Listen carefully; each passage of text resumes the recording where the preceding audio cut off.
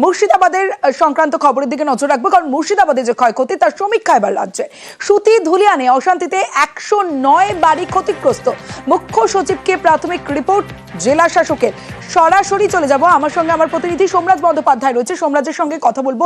সোমরাজ, প্রাথমিক রিপোর্টে ঠিক কি কি উল্লেখ রয়েছে এবং মুখ্য সচিব ঠিক কি নির্দেশ দিয়েছেন?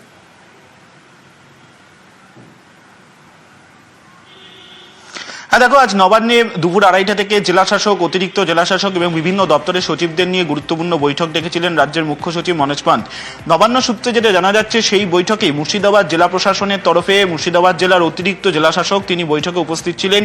বৈঠকে উপস্থিত থেকেই মুর্শিদাবাদ জেলায় কয়েকটি জায়গায় যে বিক্ষিপ্ত অশান্তির ঘটনা এবং সেই অশান্তির ঘটনার জেরে কতগুলি বাড়ি ক্ষতিগ্রস্ত হয়েছে তার একটি প্রাথমিক রিপোর্ট দেওয়া হয়।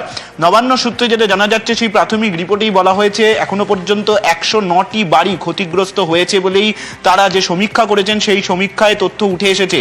তারপরেই রাজ্যের মুখ্য সচিব মনোজ পান্ত এই বৈঠকেই স্পষ্ট নির্দেশ দিয়ে দেন যে বাসিন্দারা যারা বাড়ি ফিরবেন সঙ্গে সঙ্গেই যাদের তারা বাংলার বাড়ির টাকা পেয়ে যান তা নিশ্চিত করতে হবে। বৈঠকে উপস্থিত ছিলেন রাজ্যের পঞ্চায়েত দপ্তরের সচিবও।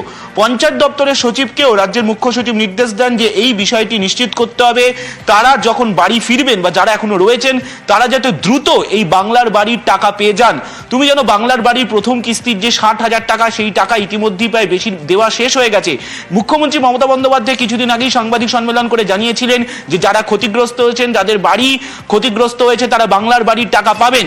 এবং সেই নির্দেশকে মনে করিয়ে মুখ্য সচিব আজকে স্পষ্ট নির্দেশ দিলেন যারা ক্ষতিগ্রস্ত হয়েছে, যাদের বাড়ি ক্ষতিগ্রস্ত হয়েছে তাদের অবিলম্বে যাতে বাংলার বাড়ির টাকা পেয়ে যান, কোনোভাবেই যাতে সময় নষ্ট না হয় সেটা নিশ্চিত করতে হবে। পাশাপাশি যে দোকানগুলি ক্ষতিগ্রস্ত হয়েছে তারও দ্রুত সমীক্ষা করে রিপোর্ট দেওয়ার নির্দেশ দেওয়া হয়েছে মুর্শিদাবাদ জেলা প্রশাসনকে। আজকে প্রায় দীর্ঘ 2.5 ঘন্টারও বেশি সময় ধরে মুখ্য সচিব বৈঠক করেন এবং সেই বৈঠকেই মুর্শিদাবাদ জেলা প্রশাসনের তরফে মুর্শিদাবাদ জেলার অতিরিক্ত জেলাশাসক তিনি বৈঠকে উপস্থিত ছিলেন বলে নবান্ন সূত্রে জানা যাচ্ছে।